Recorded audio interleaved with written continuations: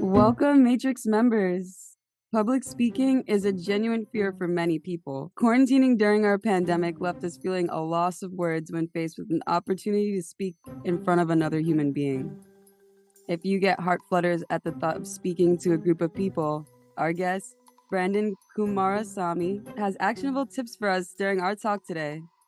Many of us cringe at the thought of talking in front of a crowd of people. We've often heard the phrases, be yourself, or get up on stage, or better imagine everyone in their underpants. But during my personal journey, I've never found this advice useful. Brenden Kumarasamy, our guest today, is the founder of the YouTube channel Master Talk. Brenden is a communication coach, and he is dedicated to teaching his community how to master public speaking with confidence and clarity. After this episode, he will be equipped with the resources you need to begin your journey mastering communication. Welcome to the Organic Matrix, Brenden. Samantha, the pleasure is absolutely mine. Thanks for having me. Thank you. I'm thrilled to have you as a guest. Your YouTube channel has brought so much value to those around you. Can you tell us what inspired you to educate others on the art of communication? Yeah, for sure, Samantha. Happy to. So it all started when I was in college. I went to business school, and I did these things called case competitions. Think of it like professional sports, but for nerds. So while other guys my age are playing rugby or football or some other sport you probably wouldn't see me playing, I did presentations competitively, and that's how I learned how to speak. But then as I got older, I started coaching people who were younger than me, not really for money or anything, Samantha. I was just helping them win these competitions. And that's what helped me gain the expertise to start Master Talk, because I realized, to your point, a lot of the advice out there sucks. It's like, picture them in their underwear. I was like, what if they're attractive? What do you do? Like, you just stare at them all day and then get arrested? I don't get it. So I started making videos in my mom's basement, and then a few years later, it just turned into something I never could have imagined. That's wonderful. I love that. It's inspiring, honestly, that you, and I think it started the best way because it came from a good place. Did you think that because you had a passion for it, that it contributed to your success? Definitely. I definitely do think that's Samantha. Because to your point, I was just making fun of these videos. Like, even I thought these videos stunk. Like, I was just making them every week. And people don't have to take my word for it. Go watch my first videos. It's literally just me in my mom's basement on a couch, and I'm just speaking out ideas. And the reason I didn't feel forced to make it a business was because I had a great job at IBM. And that's what helped me, pay for all of my production when I started professionalizing the channel later. But it was probably years later after I'd started the channel, that I realized people pay for coaching. And I was like, oh, you could actually build a business around this. I could do this full time. So yeah, absolutely. That's amazing. What makes communication an art? Beautiful question. What makes communication an art? Let's start with the basic principle, which is the biggest mistake a lot of us make with communication is we see it as a chore. Whenever we think of communication, we think of anxiety, stress, nerves. Whereas for me, Samantha, the question has always been, how would your life change if you're an exceptional communicator? Why don't we dream about our communication skills? We dream about the expensive things we want to buy, the vacations we want to go on. So when we apply it to that frame, communication becomes an art, in my opinion, because the answer to that question, how would your life change if you were an exceptional communicator, is different for all of us. You might want to be a great communicator to be a better podcaster, even if you're already pretty amazing. Somebody else might say, hey, I want to be a great communicator so I can be a better mother for my children or a better father for my kids. Somebody else might say, I want to travel, I want to make new friends. Or in my case, build a bigger YouTube channel and share my ideas with the world. But because communication has a different answer for all of us, that is the cool thing. And that's why I consider it an art, because the reason we're all mastering it is different. I love that. And I could totally understand how you could pair it up that way, because it's so malleable, and that is art. Absolutely. What is the importance of learning communication skills? Absolutely. So the way that I think about this is, a lot of us think that communication is about getting our next job promotion, doing well at work, getting the next sale in our businesses. And I think that's just part of the picture. I would say the bigger piece, Samantha, is that communication leads to a more fulfilling life. It's the way that we talk to our families. It's the way that we order food at a restaurant and make the waiter feel like they're not having a shitty day because all their customers probably suck. And it's also traveling and making new friends. It's about the quality of our life. And once we realize that effective communication is about leading a quality life, that is when we start to take it more seriously. And that's why I think it's so important, because it affects every moment of every day of what we do. Amen. That's a big picture. What's the biggest challenge with communicating with our peers, in your opinion, from what you've observed with your students? Yeah, for sure. I would say communication with peers specifically, the biggest mistake I see is the idea of questions versus statements. So I'll give you an example. Most of us, when we communicate, it's usually a ping pong of statements. Example, I believe this. Well, I believe this. Well, I believe this. And I believe, and it's like a continuous friction of statements. People are just throwing statements at each other. Whereas what the best communicators on the planet do is that whenever they're asked a statement or somebody says a statement, I believe this, they generally reply with, why do you believe that? Why is that important for you?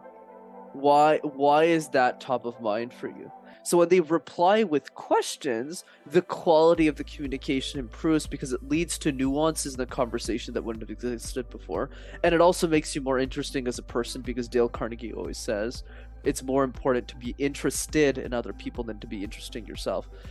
And the magic of this is it's not that hard. If you audit the number of questions versus statements that we ask, a lot of the times the answer is usually 0, 1, or 2. So the key is just to increase that number, and that will automatically improve that area of life. I love that you mentioned Dale Carnegie. I love his book, How to Win Friends and Influence People, because you're right. It's kind of an etiquette too, right? Like and also knowing the intention of conversation, like to bring back what you said about it's better to be interested than interesting. If we think about it, like objectively, who are the people that we love to be around the most? The people we feel like we can have full expression, and that they care, and that they're considerate to our existence and reality. And that's where we would be the most loyal. And that's where things don't feel like a chore, because you can be authentic. So I love that you said that, because we have these desires, and it's so interesting. When we have wants, we have our ego's way of conceptualizing how we can achieve those wants, and usually that's like, oh, I really want this person's attention, let me be interesting. But then there's the reality of the situation, and that's when we like think with our heart and use empathy and be like, if I were this person, how would I like to be treated to get this certain reaction? And that's where the power really comes in, because it's like we have to create the environment for what we want to build in this conversation or relationship. And that happens with the absence of ego, would you say? Absolutely. I mean, I love your share, Samantha. I completely agree. It's the idea that the more we take care of the people around us, the more that we understand their wants and needs at a deeper level than most, the more you gain their loyalty, because you show care that most people don't. And just doing a little bit of that already puts you ahead of most people. That's what I think is interesting. A lot of people say go the extra mile for people. I always say go the extra meter, because most people aren't even really to run the extra meter. So if you do that, and then you run marathons for the people that really pour into you, that's the best way strategically, I would say, and energetically, more importantly, to pour into the right people and to give them the happiness that they deserve, and then for you as well to get that as well. Yes. Why do you think many people struggle with public speaking? I think the reason, Samantha, is because we grew up believing that communication is a chore. Here's what I mean by this. Where do we learn how to speak formally? The answer is school. Right? High school, elementary school, regardless of where you are in the world. But the problem, Samantha, is all of those presentations have 3 things in common. Number 1, they're all mandatory. We don't wake up one morning and say, hey, Samantha, you want to get breakfast and present all day? Says nobody ever. So that's 1. Number 2 is all of those presentations are different. It's never one presentation that you spend 3 years building. It's always 8 presentations per semester, and the topics suck. It's never, hey, what are you passionate about, Samantha? The removing of the ego, starting a podcast, the world, space. Like, no, you got to talk about Shakespearean poetry. Then after, you got to talk about the history of Missouri. And then you're like, do I even live in Missouri? Like, what? It's just a bunch of these random topics that we really don't care about, frankly. And then number 3 is the worst.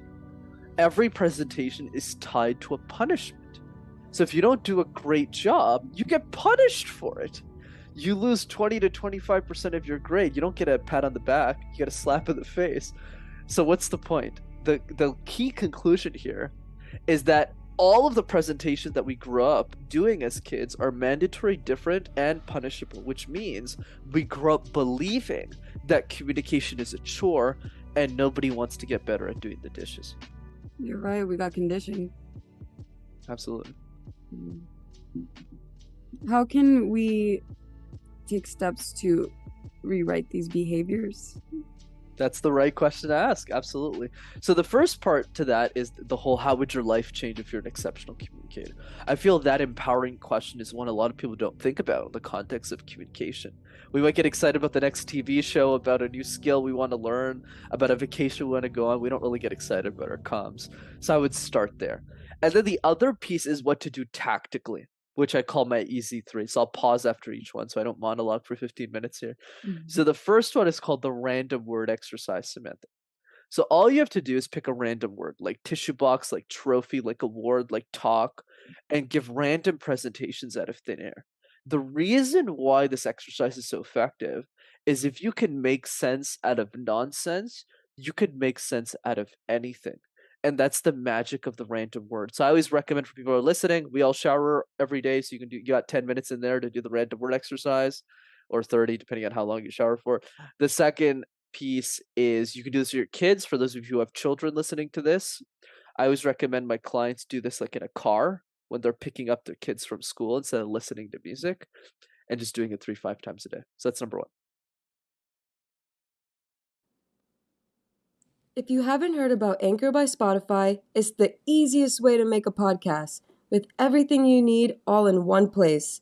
Let me explain. Anchor has tools that allow you to record and edit your podcast right from your phone or computer. When hosting on Anchor, you can distribute your podcast on listening platforms like Spotify, Apple Podcasts, and more. It's everything you need to make a podcast all in one place. And best of all, Anchor is totally free. So download the Anchor app or go to anchor.fm to get started. Oh, you want me to keep going? Okay, cool. Yes, please. I just wanted to give you an opportunity to say anything. Okay, cool. So number 2 is called the question drill. We get asked questions all the time in our life, Samantha, right? On a podcast, on a show, at work, at school. But a lot of us are reactive to those questions. We're not proactive. So example, a few years ago when I started podcasting, I sucked. I remember somebody asked me the funniest question. He was like, "Where does the fear of communication come from?" And I looked at the guy and I said, "I don't know, man. San Diego, London? You tell me." Like, I wasn't ready for the question, so I got caught off guard. So instead, what I did is every day for 5 minutes, I would answer just one question that I thought somebody was going to ask me about communication.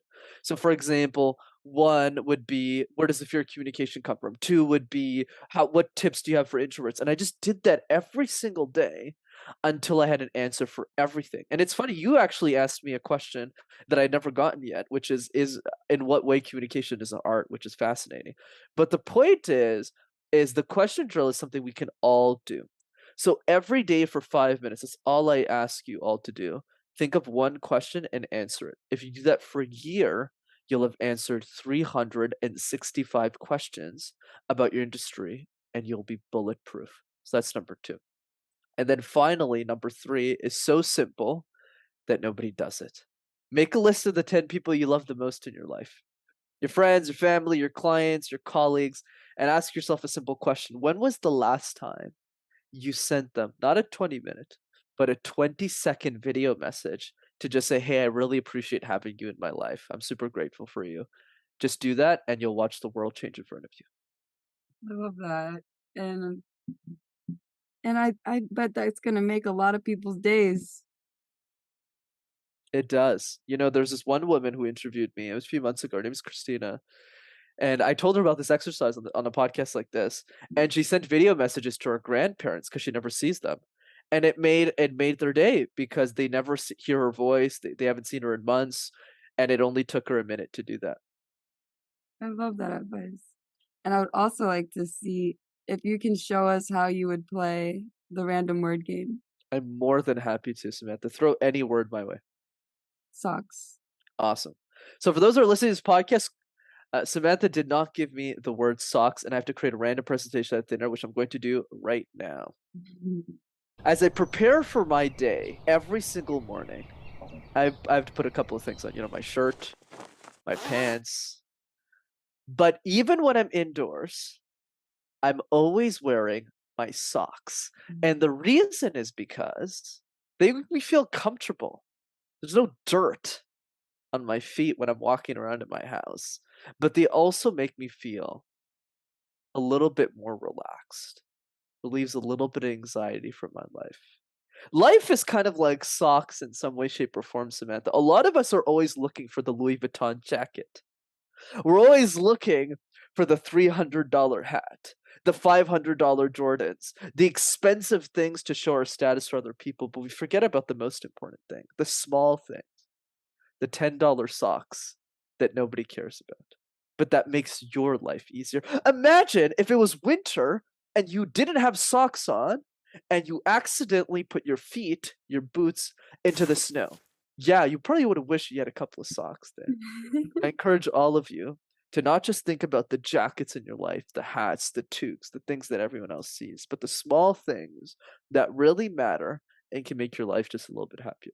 There you go, socks. I love it. You know, your presentation reminded me of the pen. Like, sell me this pen. And what I imagine in my head is, like, instead of, like, someone doing a speech, like, because you spoke about all of like, you brought a visual experience, a visceral experience, an emotional experience, and made us really realize the small things, the $10 socks that we take for granted. And it reminded me of, like, when you sell the pen, it's like many people would say, "Well, it's a great pen and it has a great feel," but in reality, it's like, "Can you give me your autograph?" "Oh, you don't have a pen? Well, here you go." Like, doing it, like because you made it practical, I love it. I love it. Thank you. I appreciate it. And what I want to emphasize with everyone listening to this, the goal is not to do it well, the goal is to do it a lot. Because a Mm, lot of people ask me, like, what's my secret behind Brenda, how did you do this? The secret is I did it 3,000 times. mhm. And I'm not exaggerating that number. So if you just do it 5 times a day, like what I just did, took 60 seconds. But when you start, Samantha, it's going to sound like this.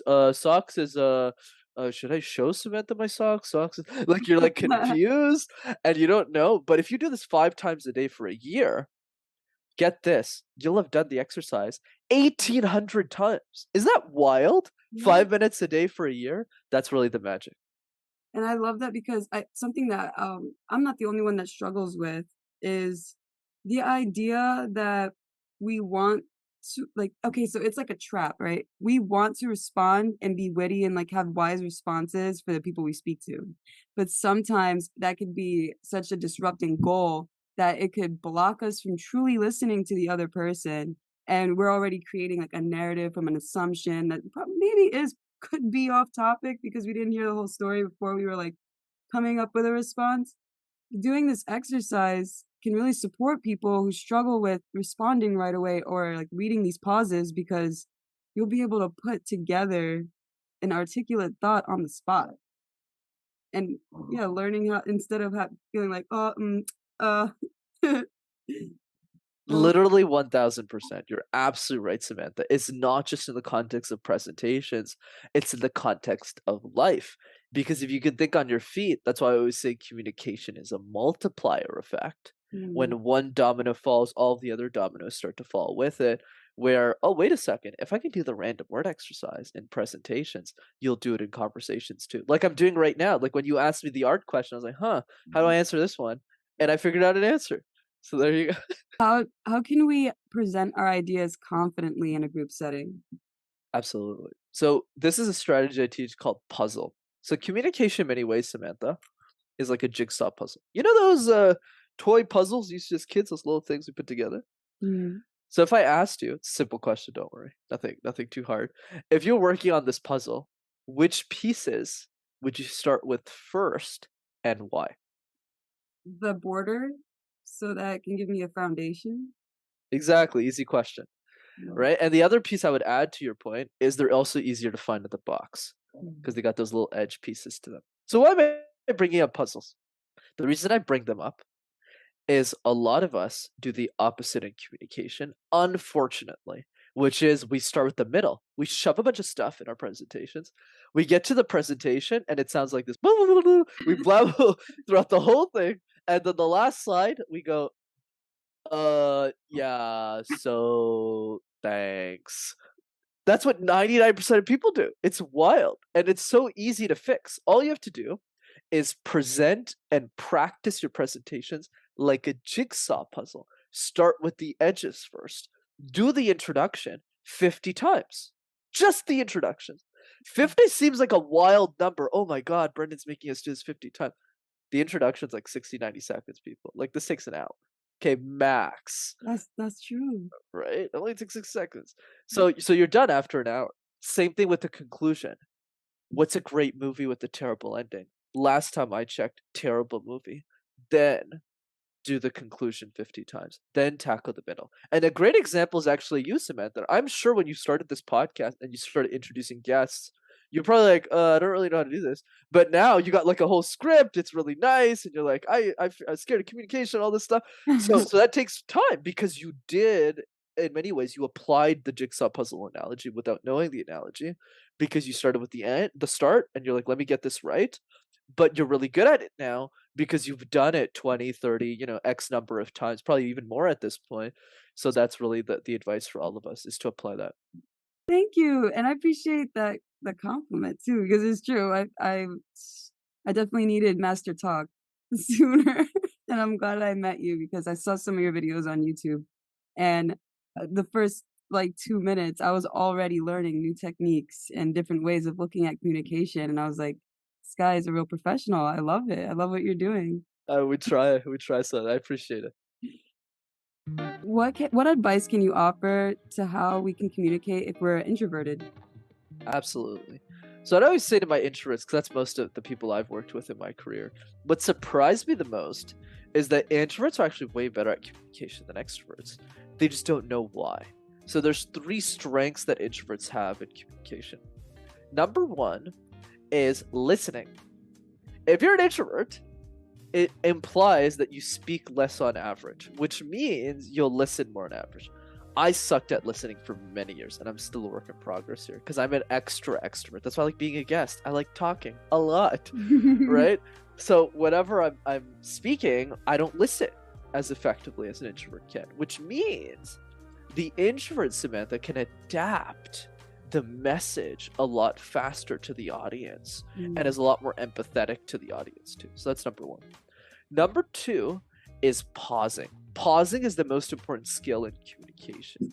To take a beat, to draw emphasis to a core piece of your message. Let me tell you, extroverts struggle with this.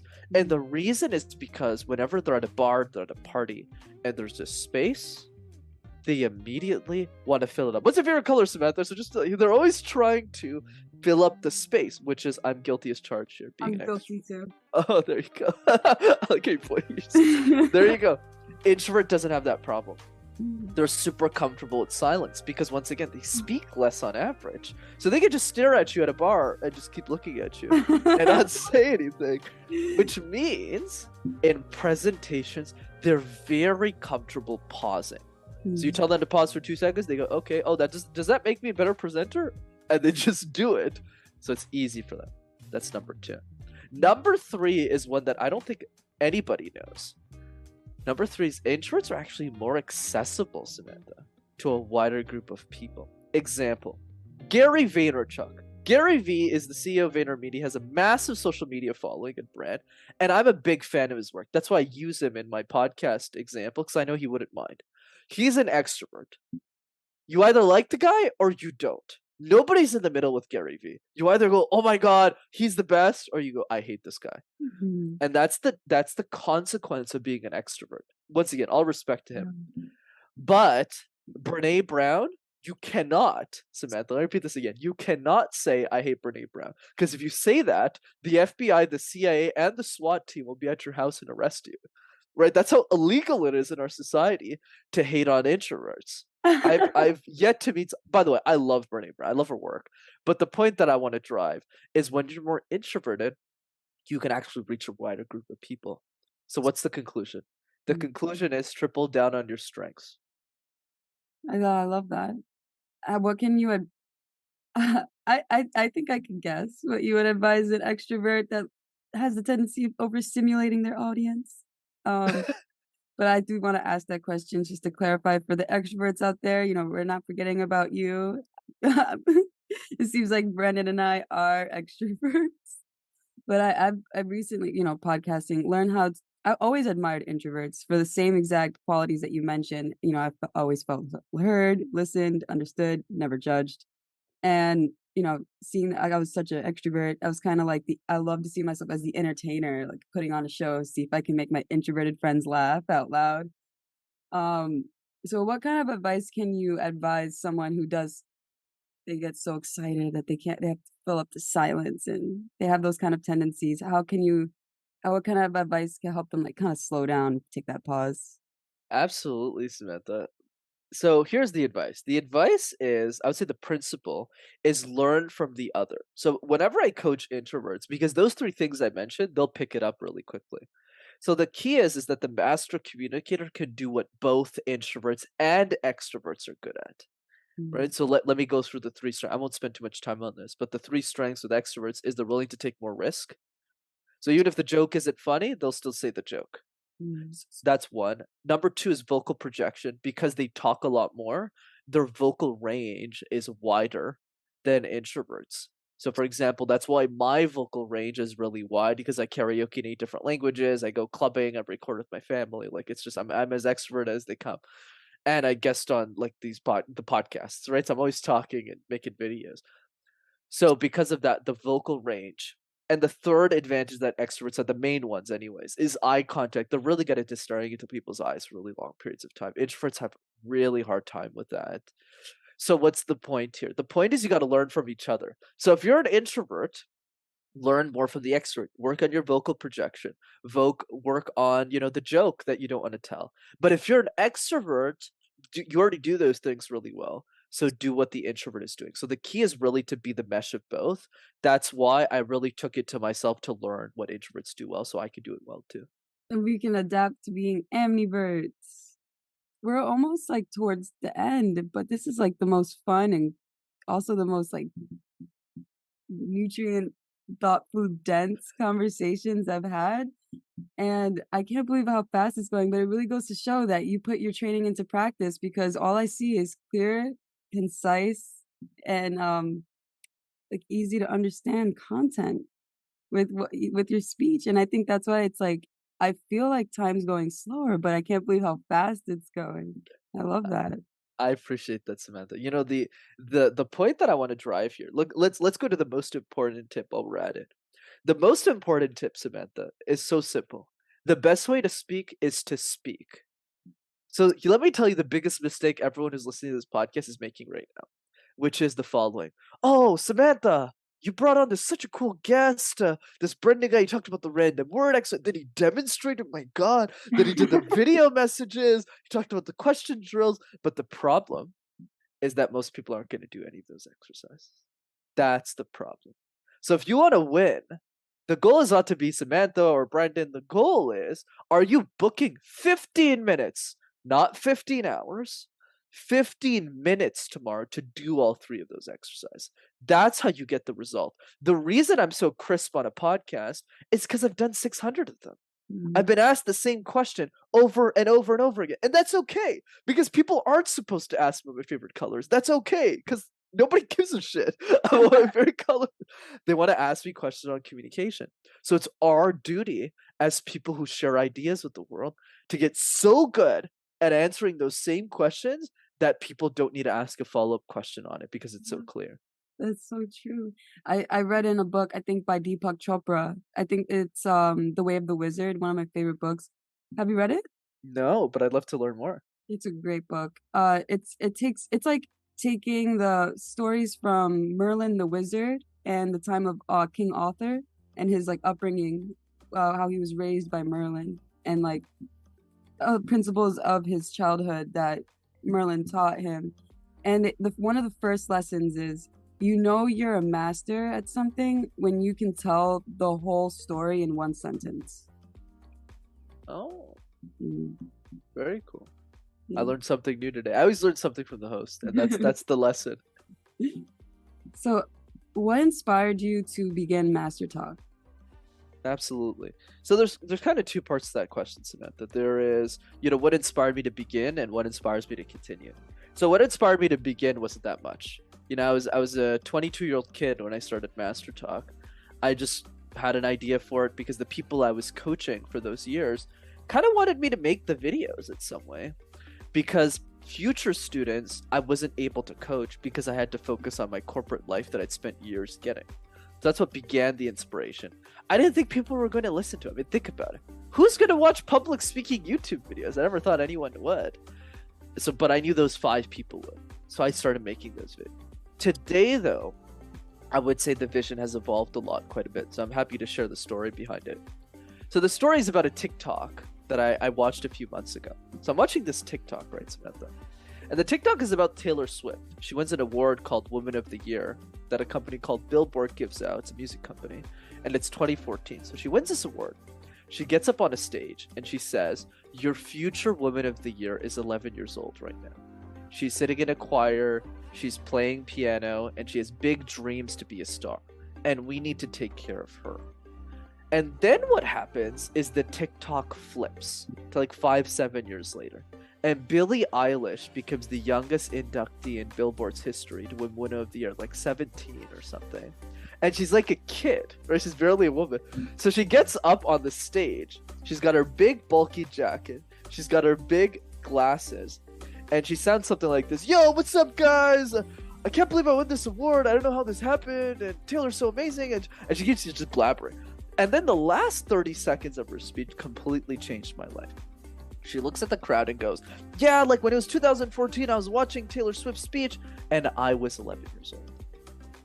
And I was learning how to sing, and I was in choir, and you all took care of me. So thank you, Billboard." She walks off stage. And the reason that story forever changed my life, Samantha, is I thought about the next Elon Musk. Because when Elon was a 13-year-old kid in South Africa, nobody cared about him. Nobody sat him down for 45 minutes and said, "Hey, kid, you're going to be a big star someday. You should probably learn how to speak. It'll make your life easier." And nobody did that for Elon. So I thought about the next Elon Musk, who's probably an 11-year-old girl in Cambodia. And I thought to myself, am I the only human being on Earth right now who's trying to create free communication resources for that girl or for that boy, whoever it is? And I realized I was. So I took it a lot more seriously and I quit my job. I love it. That's the best. Yeah. You were chosen for that. Like, that's definitely a higher calling because, you know, I think that's the pinnacle of self-actualization. That's way too much credit, but I appreciate it. Yeah, the thing is, you've dedicated your attention and your expertise to helping people from all over the world. Like all over the world. You're giving, when we think about 100 years ago when, it was illegal for people of color to go to school, like 100 years ago. You think about people in this present day and across like third world countries that don't have the resources, but they want to learn English. They want to learn how to speak. They want to change their generational circumstances. And you enable them to have a chance to become an expert, to express their intelligence, and that's worth the world's weight in gold because we could be a genius, but if we don't know how to express our mind and our being, nobody will know. And if nobody knows, it's like if Einstein never gave us the E equals MC squared because of the ethics behind it, he wouldn't have been such a profound educator and scientist in all other areas in his life. because all publicity is good publicity in some ways. Because sometimes we have to make sacrifices to get the attention.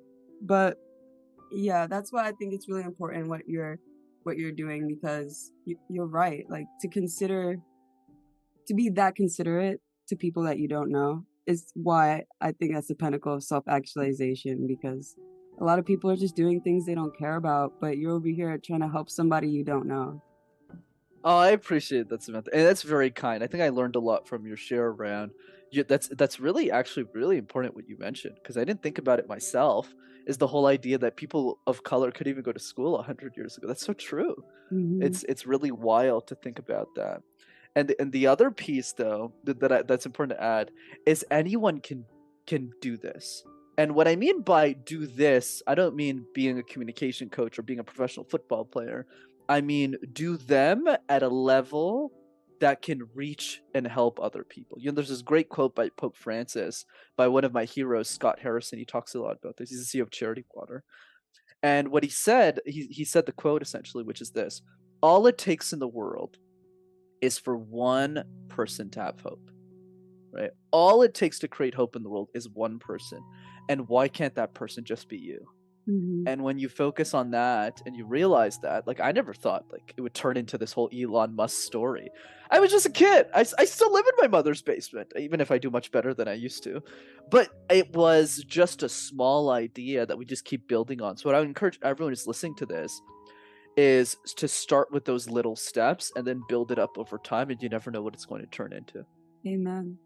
Amen. Brenden, time for some rapid fire. Oh, before we do the rapid fire, I want to challenge our listeners to record themselves doing the 3 exercises Brenden mentioned and to tag us in social media or send it to us in our DMs if you don't want to post it. But we want to help you stay accountable. So feel free to reach out to us and tag us. I love that. That's an awesome challenge. Thank you. Because when you mentioned it, like some people might not do it. I was like, he's right. So let's be the ignition here. So rapid fire. How would your parents describe what you do? That is the right question to ask me. My mom has no idea what I do. You know, when I worked at, you know, PwC, that was my first job as an accountant. She just looked at people and says, "Yeah, he does numbers." And then when I worked at IBM, she would tell all of her friends, "My son works at IBM," in her Indian accent. And she has no idea what I'm doing at IBM either. And now this, my goodness, I think she just goes communication. She doesn't speak English well, but she's my biggest fan. She watches all my videos, but she doesn't understand them. That's awesome. Oh, I love that. What do you think the world will look like in the next 50 years? That's a powerful question. That's a good one, Samantha. Thank you. I'd love to get your answer to this question too, but I would say for me, she's like, oh, I would say for me, here's what I hope.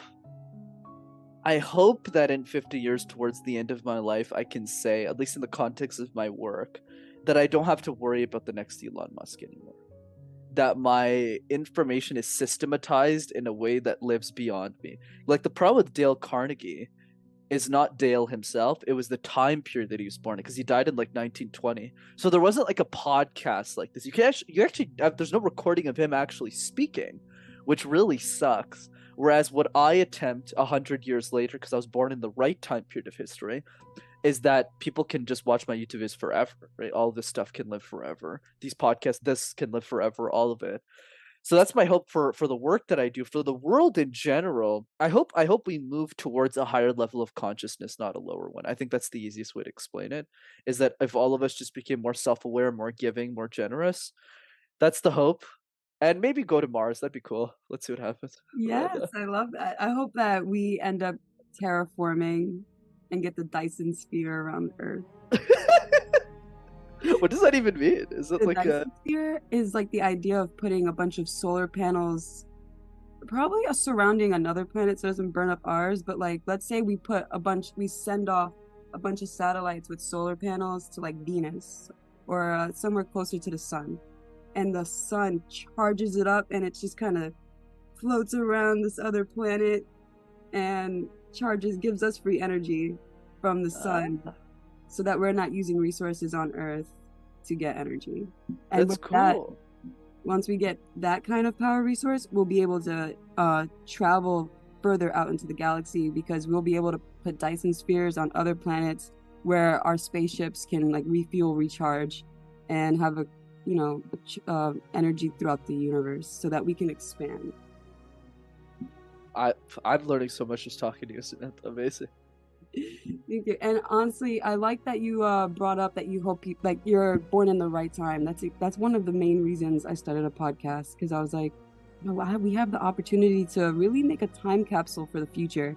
Like, we look back at cuneiform tablets and say, oh, we have an idea of how life was in the past. We have an idea. Like, for all we know, we're reading these cuneiform tablets and the story could be fiction and we take it as history, like, because we're not at that period. But at this time, people can actually hear our voice, see our personality thousands of years into the future. Like, once it's in the internet, it's in the cloud. Like, we've reached eternal life in a way. Absolutely. That's the way Gary Vee thinks about it anyways. And that's my hope too. Let's see how far I get. I mean, let's see how far we get in our lifetime. I think that's the game.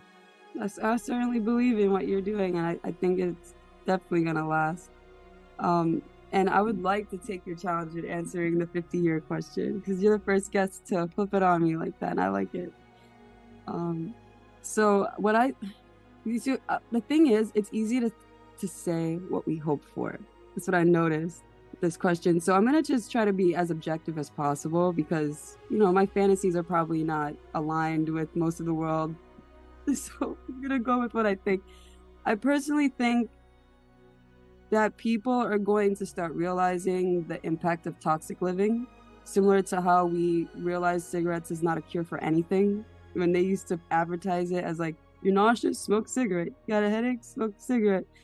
Like, so I think that now that a lot of these companies that are making people sick are getting exposed, that only more and more people are going to be more aware of it.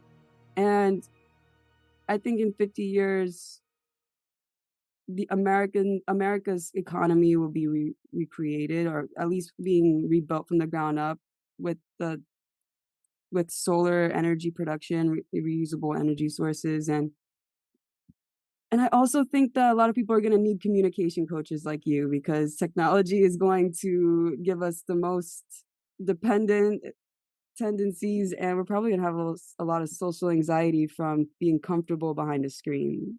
So that's what I think. What is one piece of advice you'd give someone starting out in your career? Starting in my career, I would say this. Tony Robbins says the quality of your life is solely determined by the quality of the questions that you ask yourself. Here's my version of the quote. My version of the quote is, I dare everyone who's listening to this podcast to ask themselves one very difficult question about life every single day. Because if you did that for 30 days, you'll never be the same ever again. So I call these 80-20 questions. These are the questions that I believe create the most clarity in one's life. So I'll give you a couple. Question number one, I'll give 3 to keep life easy today. 1, if you had all the money in the world, how would you spend your time? If I made you an instant billionaire, what would you do with your time? Because a lot of us are optimizing for this magical number called 65, but we didn't pick that number. Somebody else picked that number for us. You should retire here. It's like, well, Steve Jobs died in his 50s. I don't think that's the right number. Yeah. So that's 1. Number 2, another question to think about is, if you could only accomplish 3 things in your life, what would you want those 3 things to be and why? Only 3 things. This really helps you focus your mind on what actually matters for what you want to do in life. And then the third question is, what's a goal or a dream that you secretly gave up on and never told anyone about? So start documenting that question, and you might go ahead and pursue something that you otherwise might have not without the question. So yeah, that's my advice. These are all these amazing introspection gifts. I love all these tools. And thank you so much, Brenden. That is the last question that I have. And it's been an absolute enlightening honor to have you on our show. And I hope to stay in contact, because I want to see your journey. I'm going to be following you. Absolutely, Samantha. You're amazing at interview. I loved your questions, and I love your radiance. Thanks so much for having me. This is great. Thank you. To support Brenden and his mission to provide quality content for those wanting to improve their public speaking, Follow him on social media and check out Master Talk on YouTube. Brenden's social media links and YouTube channel will be in the description below. Communication can be scary, but with mentors like Brenden, you can begin to feel prepared. If you found value in our content, please tag us on social media on your insights. All feedback is welcomed and helps us serve our fellow Matrix members to stay up to date with our Matrix mentors and what we have in store for you. Bookmark our website and subscribe to our podcast and YouTube channel. It was great to have you on the Organic Matrix Show, and we'll love to see you on the next download. There you go.